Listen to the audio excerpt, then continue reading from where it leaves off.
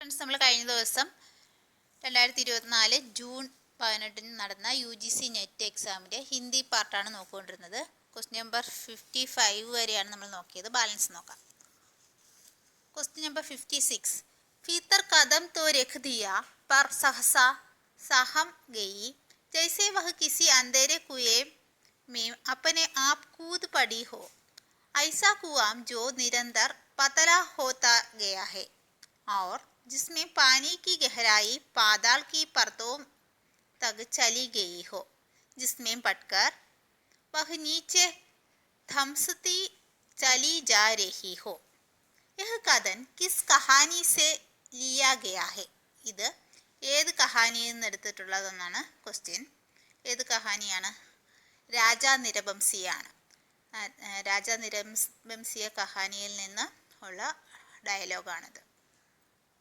കഹാനിയുടെ ഭാഗത്ത് നിന്ന് നമുക്ക് യൂണിറ്റ് 7 ആണ് കഹാനി. കഹാനിയുടെ ഭാഗത്ത് നിന്ന് നമ്മൾ ക്വസ്റ്റ്യൻ പേപ്പറിൽ എത്ര ക്വസ്റ്റ്യൻസ് ചോദിച്ചിട്ടുണ്ടായിരുന്നു? ഒരു 6 ക്വസ്റ്റ്യൻസ് യൂണിറ്റ് 7 കഹാനി, ഹിന്ദി കഹാനിയിൽ നിന്ന് ചോദിച്ചിട്ടുണ്ടായിരുന്നു. രാജാ നിരബംസിയ കഹാനി നമ്മൾ അതിൽ ചന്ദ എന്ന് പറയുന്ന ക്യാരക്ടർ, ബച്ചൻ സിംഗ്, ജഗ്പതി ഒക്കെ അതിലെ ക്യാരക്ടറുകളാണ്. ചിലപ്പോൾ ഇനി അടുത്ത എക്സാമിന് ക്യാരക്ടറുകൾ ചോദിക്കാൻ സാധ്യതയുണ്ട്. Question number 57. निम्नलिखित पंक्तियों में से कौन सी पंक्तियाँ आचार्य रामचंद्र शुक्ल के निबंध कविता क्या है से उद्धृत है? ആചാര്യ രാമചന്ദ്ര ശുക്ലിൻ്റെ കവിത ക്യാ ഹെ എന്ന് പറയുന്ന നിബന്ധത്തിൽ നിന്ന് ഉള്ള സെൻറ്റൻസുകൾ ഏതൊക്കെയാണെന്നാണ് ചോദിച്ചിരിക്കുന്നത്. വരികൾ ഏതൊക്കെയാണെന്നാണ് ചോദിച്ചിരിക്കുന്നത്. തന്നേക്കുന്നതിൽ 5 സെൻറ്റൻസുകൾ തന്നിട്ടുണ്ട്, വരികൾ തന്നിട്ടുണ്ട്. അതിൽ 3 എണ്ണമാണ് ആചാര്യ രാമചന്ദ്ര ശുക്ലിൻ്റെ കവിത ക്യാ ഹെ നിബന്ധത്തിൽ നിന്ന് വന്നിട്ടുള്ളത്. ഇപ്പം ഹിന്ദി നിബന്ധ് യൂണിറ്റ്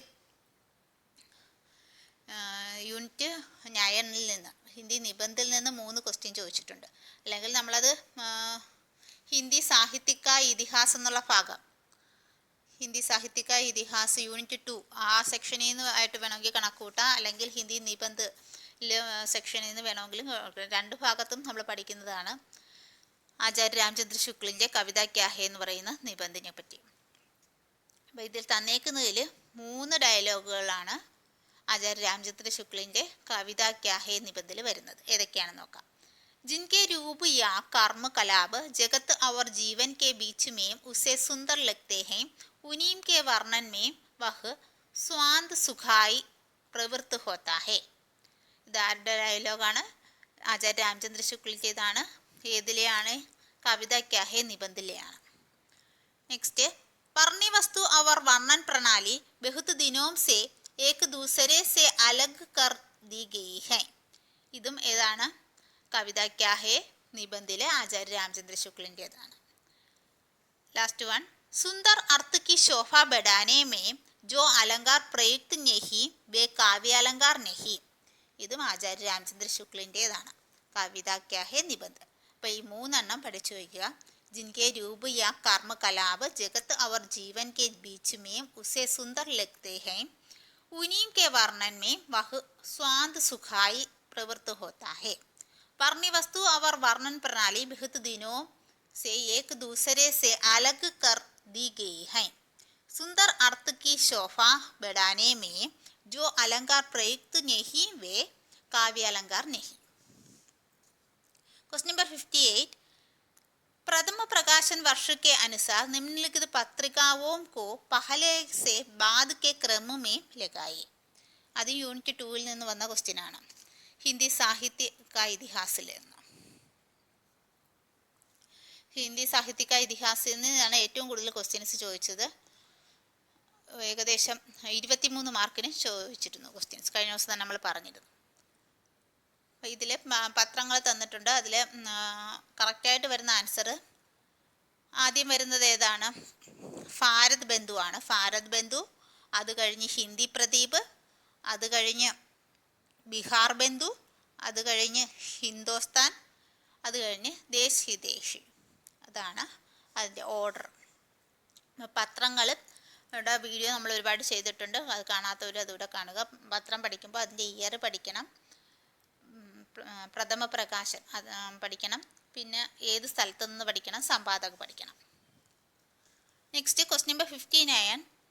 तुलसीदास रचित रामचरितमानस में रामराज्य संबंधी वर्णन की पंक्तियां हैं.